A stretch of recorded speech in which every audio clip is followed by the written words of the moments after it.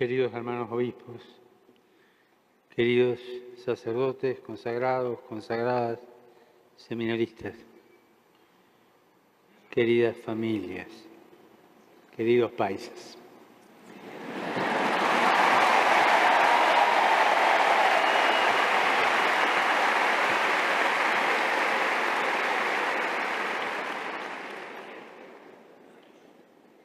La alegría de la vida verdadera que acabamos de escuchar del Evangelio de Juan se da en el contexto de la última cena de Jesús. En ese ambiente de intimidad, de cierta tensión, pero cargada de amor, el Señor lavó los pies de los suyos, quiso perpetuar su memoria en el pan y el vino, y también les habló a los que más quería desde lo hondo de su corazón. En esa primera noche eucarística, en esa primera caída del sol, después del gesto de servicio, Jesús abre su corazón, les entrega su testamento. Y así como en aquel cenáculo se siguieron reuniendo posteriormente los apóstoles con algunas mujeres y María, la Madre de Jesús, hoy también acá, en este espacio, nos hemos reunido nosotros a escucharlo y a escucharnos. La hermana Lady de San José, María Isabel y el padre Juan Felipe nos han dado su testimonio. También cada uno de los que estamos aquí podríamos narrar la propia historia vocacional. Y todos coincidirían en la experiencia de Jesús que sale a nuestro encuentro, que nos primerea y que de ese modo nos ha captado el corazón.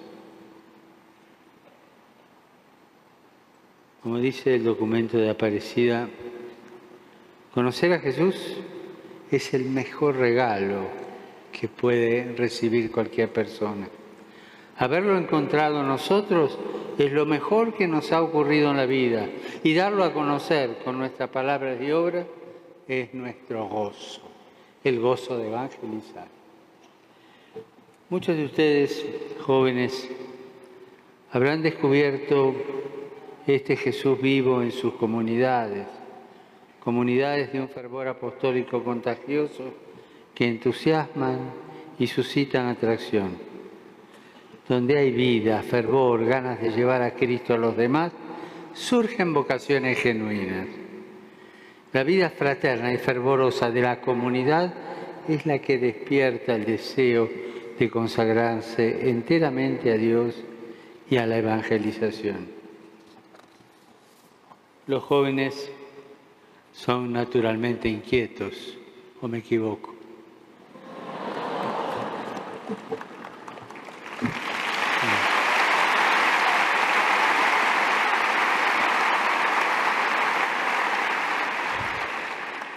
Y aquí quiero detenerme un instante y hacer memoria dolorosa. Es un paréntesis. Los jóvenes son naturalmente inquietos. Inquietud tantas veces engañada, destruida por los sicarios de la droga. Medellín me trae ese recuerdo.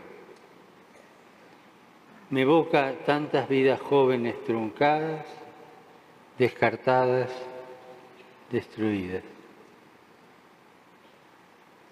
Los invito a recordar,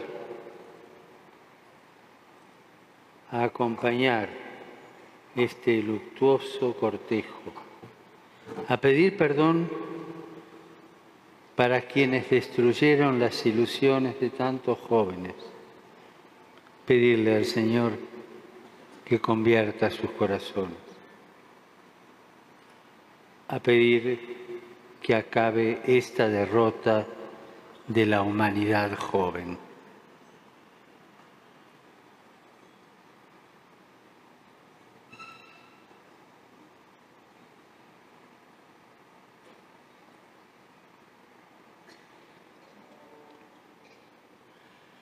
Los jóvenes son naturalmente inquietos y si bien asistimos a una crisis del compromiso y de los lazos comunitarios, son muchos los jóvenes que se solidarizan ante los males del mundo y se embarcan en diversas formas de militancia y de voluntariado. Son muchos. Y algunos, sí, son católicos practicantes. Otros son católicos al agua de rosa, como decía mi abuela, ¿no?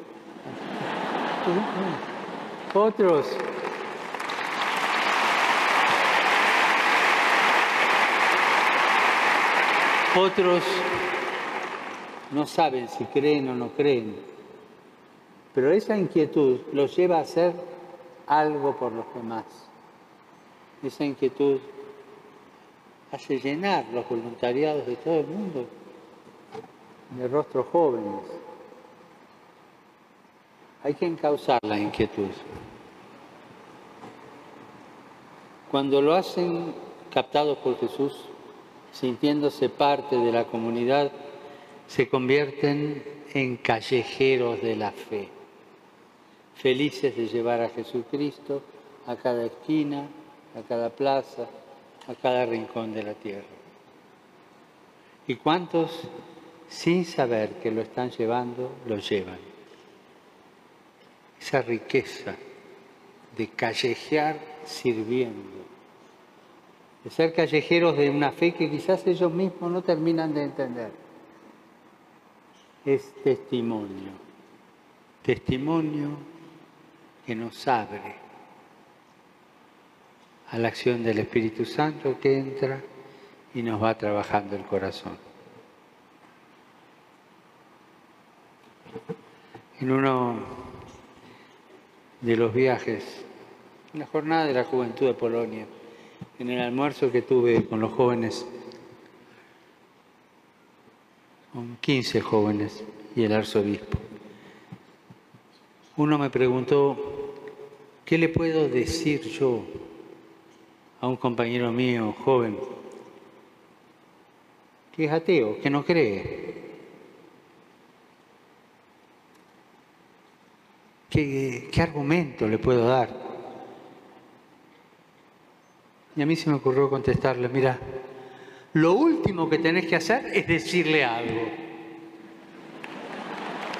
Se quedó mirando.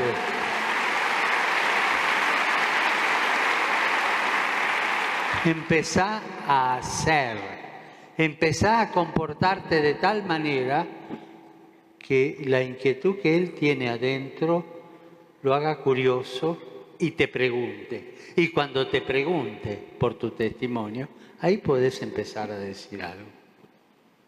Es tan importante ese callejear la fe, callejear la vida. Y esa es la vid a la que se refiere Jesús en el texto que hemos proclamado.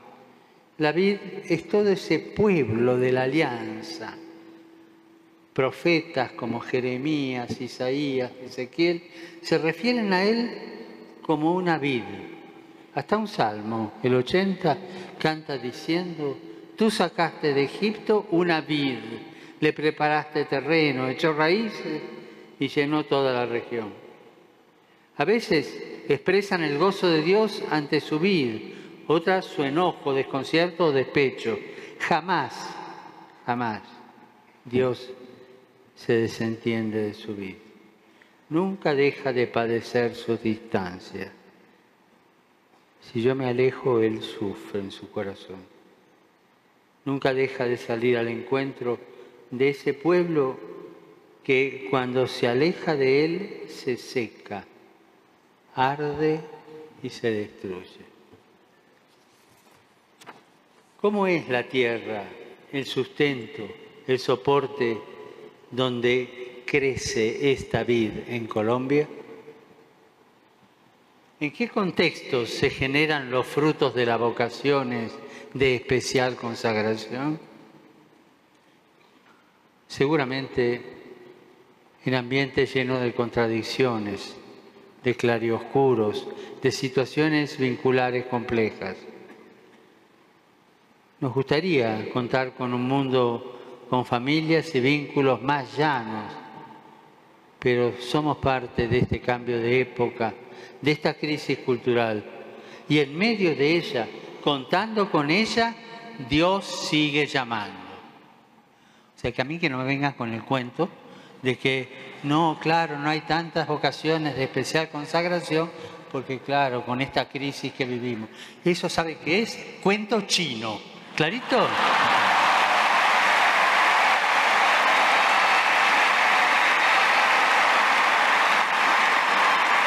Aún en medio de esta crisis, Dios sigue llamando.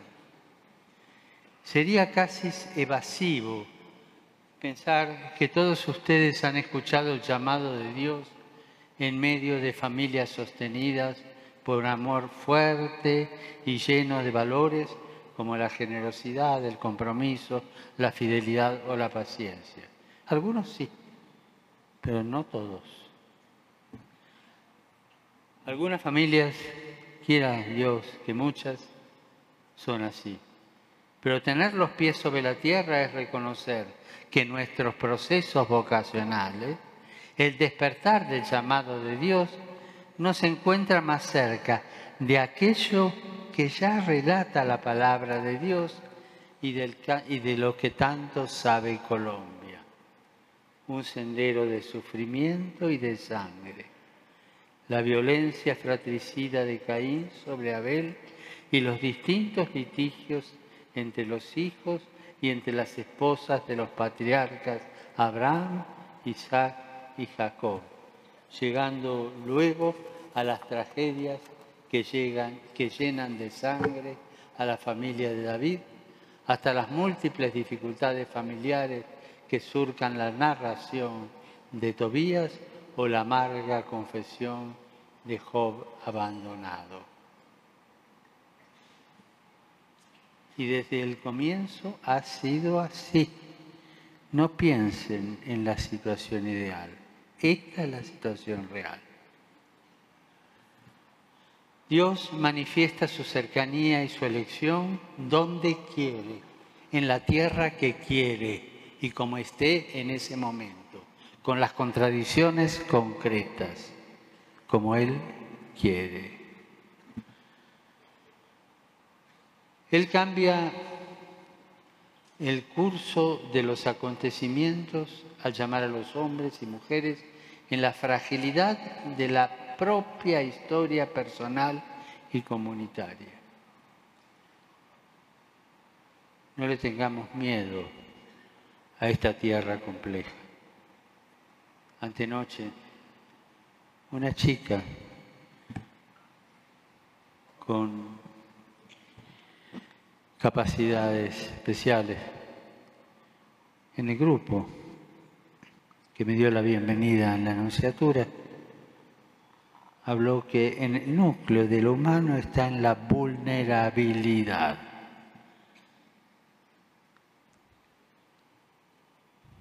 Y explicaba por qué. Y a mí se me ocurrió preguntarle, ¿todos somos vulnerables? Sí, todos.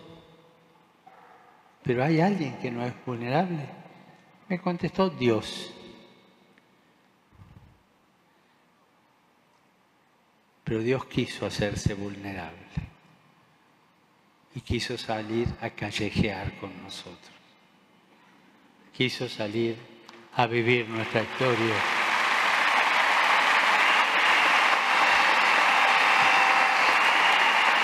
Tal como era. Quiso hacerse hombre en medio de una contradicción, en medio de algo incomprensible, con la aceptación de una chica que no comprendía pero obedeció, y de un hombre justo que siguió lo que le fue mandado. Pero todo eso en medio de contradicciones. No tengamos miedo en esta tierra compleja. Dios siempre ha hecho el milagro de generar buenos racimos como las arepas al desayuno.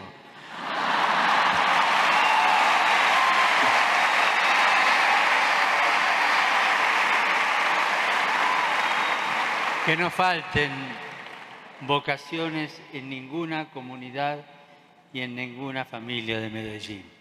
Y cuando en el desayuno se encuentren con una sorpresa de esas lindas, qué lindo. ¿Y Dios es capaz de hacer algo conmigo? Pregúntenselo antes de comerla. Pregúntenselo.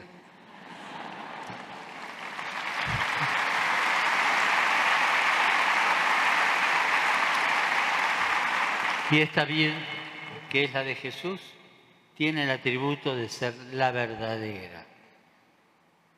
Él ya utilizó este término en otras ocasiones, en el Evangelio de Juan. La luz verdadera, el verdadero pan del cielo o el testimonio verdadero. Ahora la verdad no es algo que recibimos como el pan o la luz, sino que brota desde adentro. Somos pueblo elegido para la verdad y nuestro llamado tiene que ser en la verdad. Si somos sarmientos de esa vida, si nuestra vocación está injertada en Jesús, no puede haber lugar para el engaño, la doblez, las opciones mezquinas. Todos tenemos que estar atentos para que cada sarmiento sirva para lo que fue pensado, para dar frutos. Yo estoy dispuesto a dar frutos. Desde los comienzos, a quienes le toca acompañar los procesos vocacionales, tendrán que motivar la recta intención, es decir, el deseo auténtico de configurarse con Jesús, el pastor, el amigo, el esposo. Cuando los procesos no son alimentados por esta savia verdadera que es el Espíritu de Jesús, entonces hacemos experiencia de la sequedad. Y Dios descubre con tristeza aquellos tallos ya muertos. Las vocaciones de especial consagración mueren cuando se quieren nutrir de honores, cuando están impulsadas por la búsqueda de una tranquilidad personal y de promoción social, cuando la motivación es subir de categoría, apegarse a intereses materiales,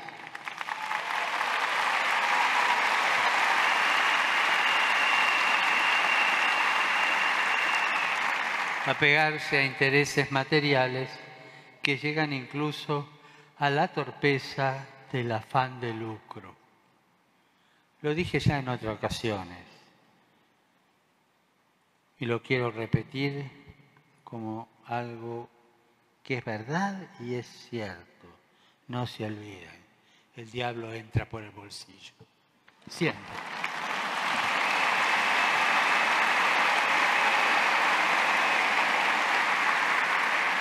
Esto no es privativo de los comienzos. Todos nosotros tenemos que estar atentos porque la corrupción en los hombres y la mujer y las mujeres que están en la iglesia empieza así, poquito a poquito. Luego, nos lo dice Jesús mismo, se enraiza en el corazón y acaba desalojando a Dios de la propia vida. No se puede servir a Dios y al dinero.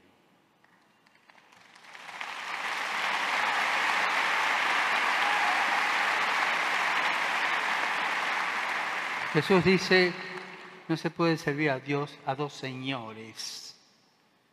O sea, a dos señores, como si hubiera solo dos señores en el mundo. No se puede servir a Dios y al dinero.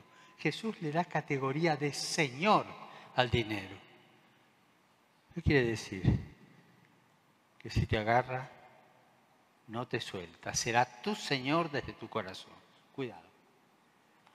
No podemos aprovecharnos No podemos aprovecharnos de nuestra condición religiosa y de la bondad de nuestro pueblo para ser servidos y obtener beneficios materiales.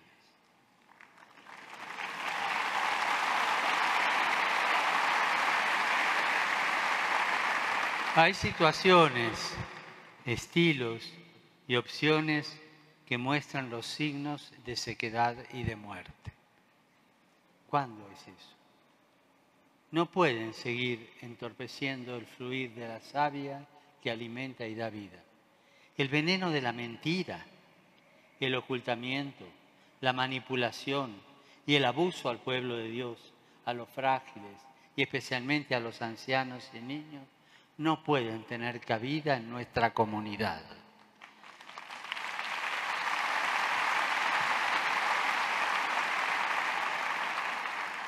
Cuando una consagrada, una comunidad, una institución, llámese parroquia, lo que sea, opta por ese estilo, es una rama seca.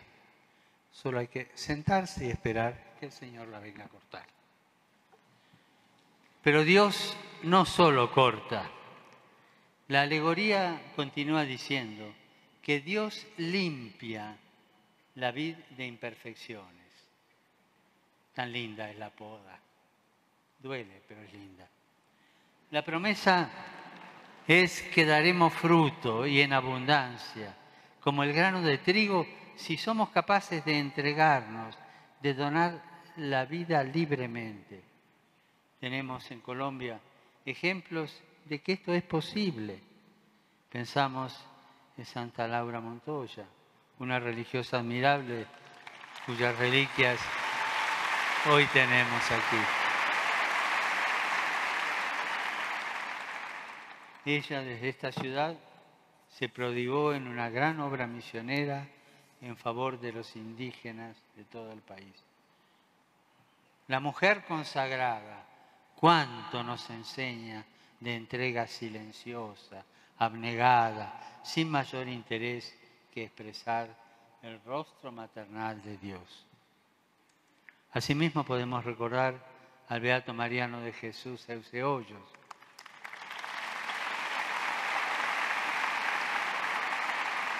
uno de los primeros alumnos del seminario de Medellín, y a otros sacerdotes y religiosas y religiosos de Colombia, cuyos procesos de canonización ha sido introducido. Como también otros tantos, miles de colombianos anónimos que en la sencillez de su vida cotidiana han sabido entregarse por el Evangelio y que ustedes seguramente llevarán en su memoria y serán estímulos de entrega. Todos nos muestran que es posible seguir fielmente la llamada del Señor, que es posible dar mucho fruto, aún ahora en estos tiempos y en este sitio. La buena noticia es que Él está dispuesto a limpiarnos. La buena noticia es que todavía no estamos terminados, estamos en proceso de fabricación. Que como buenos discípulos estamos en camino. ¿Cómo va cortando Jesús los factores de muerte que anidan en nuestra vida y distorsionan el llamado? Invitándonos a permanecer en Él. Permanecer no significa solamente estar, sino que indica mantener una relación vital, existencial, de absoluta necesidad. Es vivir y crecer en unión fecunda con Jesús, fuente de vida eterna. Permanecer en Jesús no puede ser una actitud meramente pasiva o un simple abandono sin consecuencias en la vida cotidiana. Siempre trae una consecuencia, siempre, ¿no?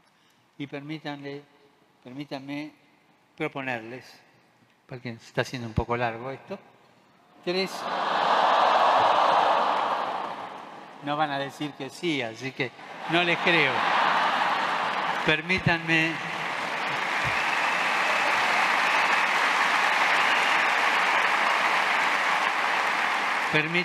proponerles 3 modos de hacer efectivo este permanecer. O sea, que los puede ayudar a permanecer en Jesús.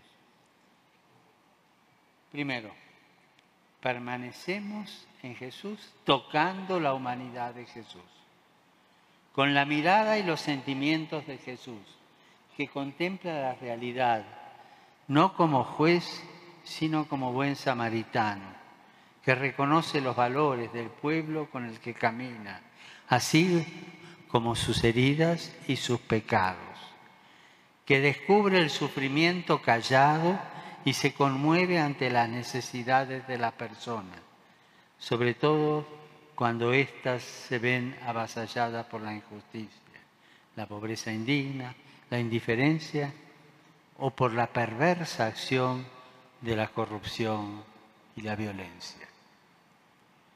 Con los gestos y las palabras de Jesús que expresan amor a los cercanos y búsqueda de los alejados, ternura y firmeza en la denuncia del pecado y el anuncio del Evangelio, alegría y generosidad en la entrega y el servicio, sobre todo a los más pequeños, rechazando con fuerza la tentación de dar todo por perdido, de acomodarnos o de volvernos solamente administradores de desgracias.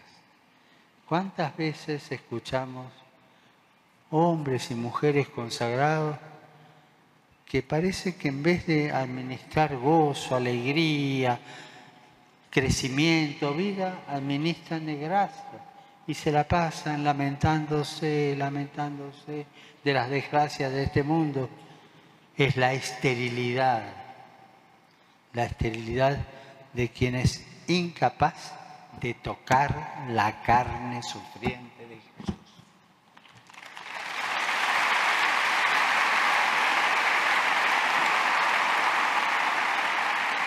Segundo, permanecemos contemplando su divinidad, despertando y sosteniendo la admiración por el estudio que acrecienta el conocimiento de Cristo, porque como recuerda San Agustín, no se puede amar a quien no se conoce. Privilegiando para ese conocimiento el encuentro con la Sagrada Escritura, especialmente el Evangelio, donde Cristo nos habla, nos revela su amor incondicional al Padre, nos contagia la alegría que brota de la obediencia a su voluntad y al servicio a sus hermanos.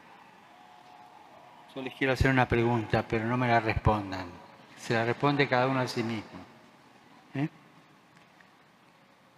¿Cuántos minutos o cuántas horas leo el Evangelio o la Escritura por día? Se la contesten. Quien no conoce las Escrituras no conoce a Jesús. Quien no ama las Escrituras no ama a Jesús. Gastemos tiempo en una lectura orante de la palabra, en auscultar en ella qué quiere Dios para nosotros y para nuestro pueblo. Que todo nuestro estudio nos ayude a ser capaces de interpretar la realidad con los ojos de Dios. Que no sea un estudio evasivo de los aconteceres de nuestro pueblo, que tampoco vaya al vaivén de modas o ideologías, que no viva de añoranzas ni quiera encorsetar el misterio, que no quiera responder a preguntas que ya nadie se hace y dejar en el vacío existencial a aquellos que nos cuestionan desde las coordenadas de sus mundos y sus culturas. Permanecer y contemplar su divinidad, haciendo de la oración parte fundamental de nuestra vida y de nuestro servicio apostólico. La oración nos libera del lastre de la mundanidad, nos enseña a vivir de manera gozosa, a elegir alejándonos de la superficialidad en un ejercicio de verdadera libertad. En la oración crecemos en libertad. En la oración aprendemos a ser libres. La oración nos saca de estar centrados en nosotros mismos, escondidos en una experiencia religiosa vacía, y nos lleva a ponernos con docilidad en las manos de Dios para realizar su voluntad y hacer eficaz su proyecto de salvación. Y en la oración les quiero aconsejar una cosa también. Pidan, contemplen, agradezcan, intercedan, pero también acostúmbrense a adorar. No está muy de moda adorar. Acostúmbrense a adorar. Aprender a adorar en silencio. Aprendan a orar así. Seamos hombres y mujeres reconciliados para reconciliar. Haber sido llamados no nos da un certificado de buena conducta e impecabilidad. No estamos revestidos de una aureola de santidad. Guay, el religioso, el consagrado, el cura o la monja que vive con cara de estampita, por favor. Guay.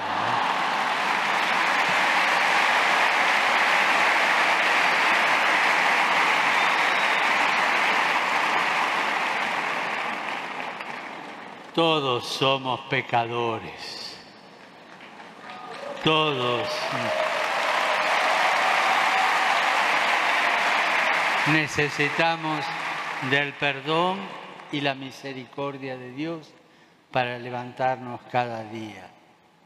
Él arranca lo que no está bien y hemos hecho mal, lo echa fuera de la viña, lo quema, nos deja limpios para poder dar fruto. Así es la fidelidad misericordiosa de Dios para con su pueblo, del que somos parte. Él nunca nos dejará tirados al costado del camino, nunca. Dios hace de todo para evitar que el pecado nos venza y que después nos cierre las puertas de nuestra vida a un futuro de esperanza y de gozo. Él hace de todo para evitar eso. Y si no lo logra, se queda al lado. Hasta que se me ocurra mirar para arriba, porque me doy cuenta que estoy caído. Así es Él.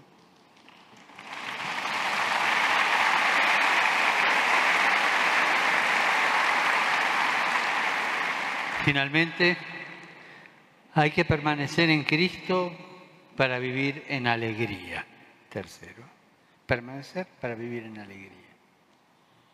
Si permanecemos en Él, su alegría estará con nosotros. No seremos discípulos tristes y apóstoles amargados. Lean el final de Evangelii Nuntiandi. Nos aconseja esto. Al contrario, reflejaremos y portaremos la alegría verdadera, el gozo pleno que nadie nos va a poder quitar. Difundiremos la esperanza de nuestra vida que Cristo nos ha traído. El llamado de Dios no es una carga pesada que nos roba la alegría. ¿Que es pesada? A veces sí, pero no nos roba la alegría. A través de ese peso también nos da la alegría. Dios no nos quiere sumidos en la tristeza, uno de los malos espíritus que se apoderaban del alma y que ya denunciaban los monjes del desierto. Dios no nos quiere sumidos en el cansancio que viene de actividades mal vividas, sino una espiritualidad que haga feliz nuestra vida y aún nuestras fatigas. Nuestra alegría contagiosa tiene que ser el primer testimonio de la cercanía y del amor de Dios. Somos verdaderos dispensadores de la gracia de Dios cuando transparentamos la alegría del encuentro con Él. En el Génesis, después del diluvio, Noé planta una vid como signo del nuevo comienzo. Finalizando el Éxodo, los que Moisés envió a inspeccionar la tierra prometida volvieron con un racimo de uvas de este tamaño. Signo de esa tierra que emanaba leche y miel. Dios se ha fijado en nosotros, en nuestras comunidades y en nuestra familia. Están aquí presentes y me parece muy de buen gusto que estén los padres y las madres de los consagrados, los sacerdotes y las consagradas. Dios se ha fijado en nosotros, en nuestras comunidades y familias. El Señor ha puesto su mirada sobre Colombia. Ustedes son signos de ese amor de predilección. Nos toca ahora ofrecer todo nuestro amor y servicio unidos a Jesucristo, que es nuestra vida, y ser promesa de un nuevo inicio para Colombia, que deja atrás diluvios, como el de Noé, diluvios de desencuentros y de violencias, que quiere dar muchos frutos de justicia y de paz, de encuentro y de solidaridad. Que Dios los bendiga, que bendiga la vida consagrada en Colombia. Y no se olviden de rezar por mí para que me bendiga también. Gracias.